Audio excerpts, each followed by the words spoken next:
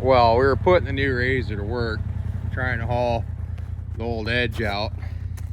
It's completely broke free, skis, track, everything. Hooked up to it, yeah, split that rear bumper right in half.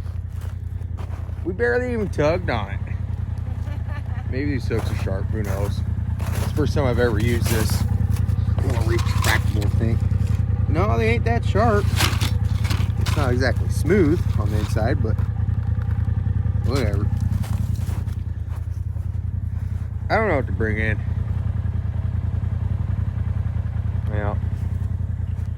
Yeah. Okay.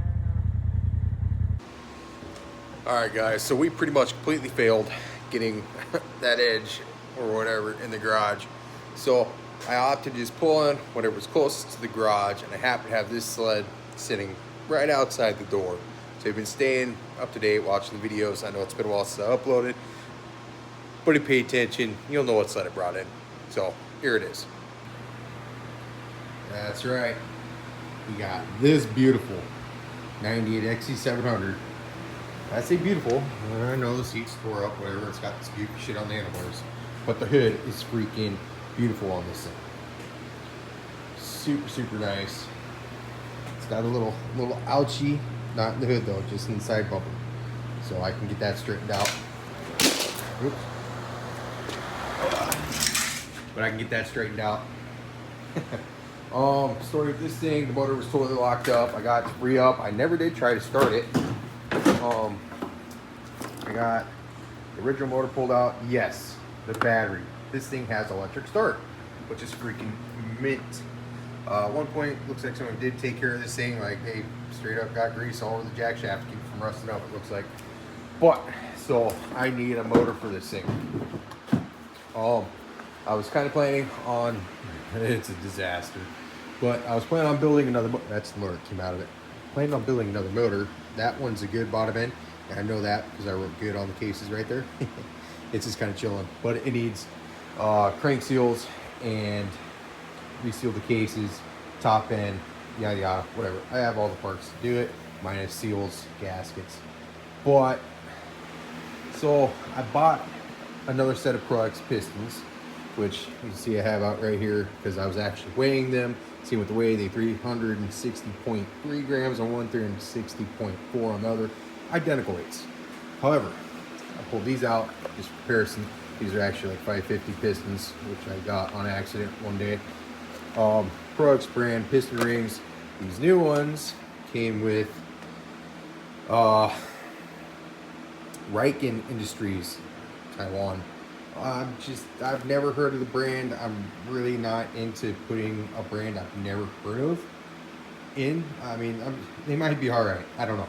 I haven't even looked to look, but just the fact that these are a brand of ring that I've never heard of before in my life is really kind of, I don't know, puts me off on it, man.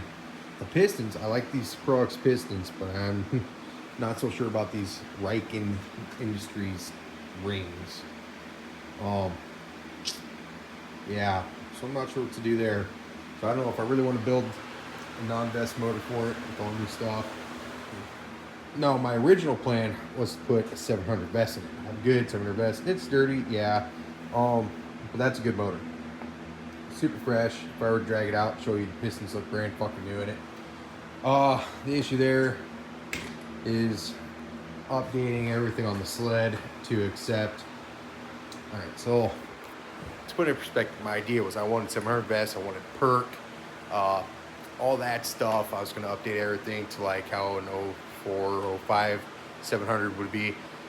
But then I have to figure out my cooling, I have to figure out the wiring, just all the little things that go along with that. I'm going to turn a little simple project into a huge project. So there's other things that need done on the sled as well. And let's face it, man, we're like at least halfway through the winter. I got maybe 5 miles on riding. All I've done is work on projects. And I'm kind of getting to the point where I just need to get stuff done. So I'm thinking maybe simple is better. Maybe I'll just put a stock, like bone stock, right down to the pipe. 700 in this thing. I'll replace the seat cover, put some skis on this because I stole the skis off it for My twin pipe 98 700. This thing has, you know, cool shocks. It's got dual rates on the front. On the rear, it has, you know, the Fox reservoir shocks and all that. But it's one of the springs are broken. It needs a spring on the back. I mean, I stand all this thing and it bottoms out, right? So I need to put spring on it. Probably a pair of springs, a seat cover, a motor, skis, spindles. And theoretically, if I leave it stock, this could be done relatively fast. And it'll look really nice. We'll have to get rid of this shade. You know, I'd leave it if it wasn't broken. But stock windshield, dash bag. If I remember right, this, yep, super low miles, 2,000 miles on it. It sat forever. Yeah, really unfortunate. So the top end actually looks fucking really nice. Like, there's no issues with this top end whatsoever. It's all on the bottom end. I took, yeah, anyways, bottom end is smoked.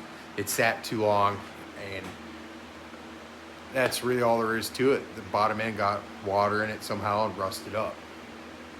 So, but the top end looked awesome. Yeah. I really want to do something cool here, but I really just want to have it going as well. So I kind of have to go through my options. Maybe I will use these Riken brand fucking weird piston rings, and I'll just throw something together so it runs. Who knows? Maybe these rings are just fine. I guess really there's only one way to find out. All right, let's start doing something here. Oh man.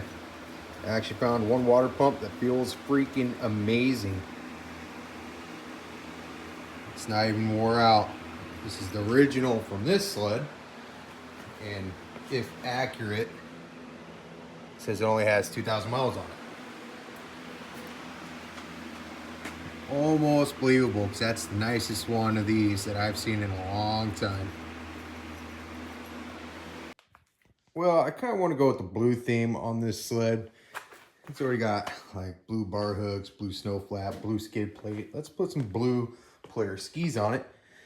Oh, we'll have to try to take these spindles out because those are, actually, let's